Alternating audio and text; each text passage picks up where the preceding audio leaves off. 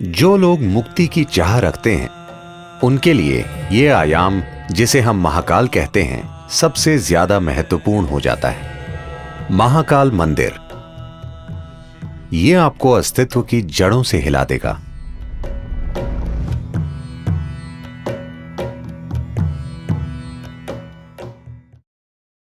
शिव एक ऐसे देवता हैं जिन्हें नाम नहीं देना चाहिए, क्योंकि उन्हें नाम देना उन्हें सीमित और छोटा करने जैसा है। साथ ही साथ उनके कई सारे नामों का संग्रह भी इस अवर्णीय रहस्य को प्रकट करता है कि वो कौन है, या इस अवर्णीय रहस्य को कि ये सृष्टि क्या है। उनके तमाम रूपों में काल भैरव या महाकाल एक महत्वपूर्ण और साथ ही उग्र रूप है। महाकाल के रूप में वो समय के स्वामी हैं। काल भैरव के रूप में वो समय के विनाशक हैं। Kala means time. काल का अर्थ है समय। समय का आपको जो अनुभव है वो बस अस्तित्व का चक्र में घूमना है। पृथ्वी एक बार घूमती है, वो एक दिन होता है। चंद्रमा पृथ्वी का चक्कर लगाता है, उसे एक महीना कहते हैं। पृथ्वी सूर्य का चक्कर लगाती है, वो एक साल हो जाता है। हर चीज जिसे आप समय मानते हैं, आपकी घड़ी भी चक्रों से जुड़ी है। हर चीज जो भौतिक है वो चक्रीय प्रकृति की है।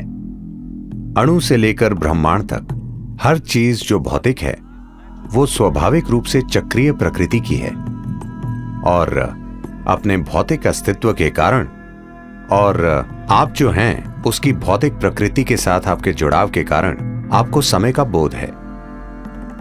अब आप यहां बैठे हैं क्योंकि आपके पास एक शरीर है, इसलिए वो समय का हिसाब रख रहा है। जब आप जीवन की चक्रीय गति से मुक्त हो जाते हैं तो हम कहते हैं कि आपने मुक्ति पा ली है या मोक्ष पा लिया। तो जो लोग मुक्ति की चाह रखते हैं, जो लोग मोक्ष प्राप्त करना चाहते हैं, उनके लिए ये आयाम, जिसे हम महाकाल कहते हैं, सबसे ज्यादा महत्वपूर्ण हो जाता है।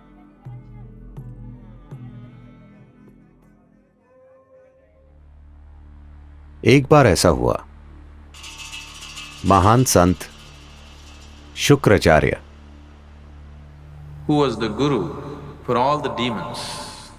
जो दानवों के गुरु थे, उन्होंने शिव की भक्ति में घोर तपस्या की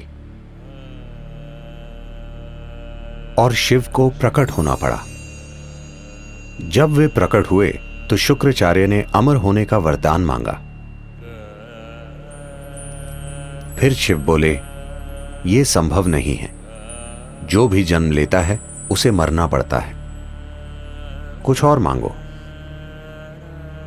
फिर शुक्राचार्य ने कहा, मुझे कायाकल्प की शक्ति दीजिए, जिससे मैं किसी भी तरह के घाव, किसी भी तरह की बीमारी को ठीक कर सकूं। मुझे ऐसी शक्ति दीजिए। शिव, जो परम उपचारक हैं, सभी जड़ी बूटियों और औषधियों के स्वामी होने के नाते, शुक्राचार्य को संजीवनी मंत्र दिया। वो मंत्र जो लोगों की किसी भी प्रकार की बीमारी या किसी भी तरह के घाव या चोट को ठीक कर सकता था। जब शुक्राचार्य को यह संजीवनी मंत्र मिल गया तो दानव बहुत ही निडर हो गए और वे युद्ध के बाद युद्ध छेड़ने लगे। सभी दानव जो युद्ध में जख्मी हो जाते थे, किसी भी तरह के गंभीर घाव से, शुक्राचार्य उन्हें संजीवनी मंत्र से ठीक कर देते थे। तो इस वजह से दानवों की सेना एक भी आदमी खोए बिना लगातार लड़ सकती थी। देवता बहुत चिंतित हो गए और उन्हें लगा कि यह बहुत अन्यायपूर्ण युद्ध है, क्योंकि आप चाहे कितना भी लड़ लें, वे मरते ही नहीं, मगर हम मर जाते हैं।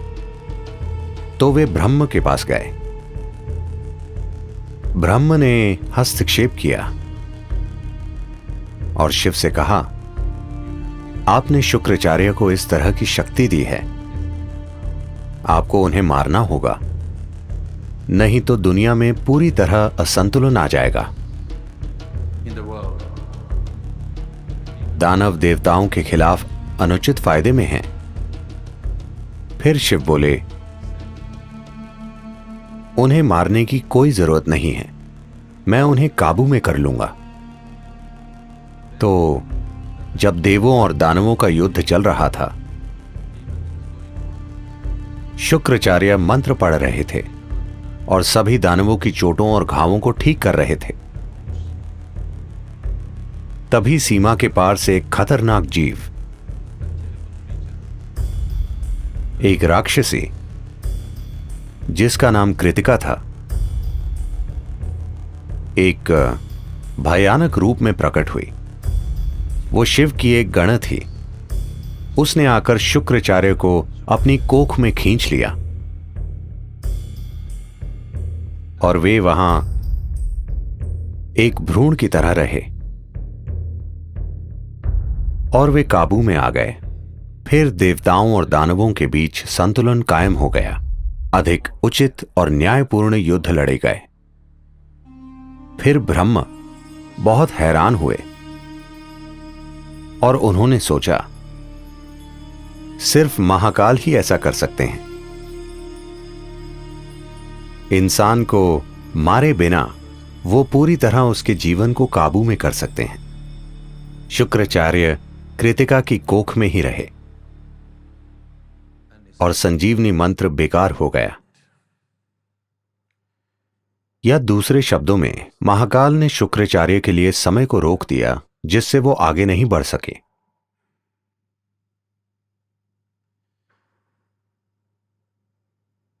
जब हम परे जाने की बात करते हैं, जब हम आध्यात्मिकता, योग की बात करते हैं, हम देखते हैं कि किस तरह समय और स्थान की सीमाओं से परे जा सकें, क्योंकि समय और स्थान अस्तित्व की भौतिकता से जुड़े हैं। एक बार आप आध्यात्मिक होने की चाह करते हैं, उसका यह अर्थ है कि आप भौतिक से अधिक कुछ होने की चाह कर रहे हैं। एक बार आप भौतिक से कुछ अधिक हो जाते हैं, That means you are aspiring to be beyond. उसका अर्थ है कि आप समय और स्थान की सीमाओं से परे जाना चाहते हैं।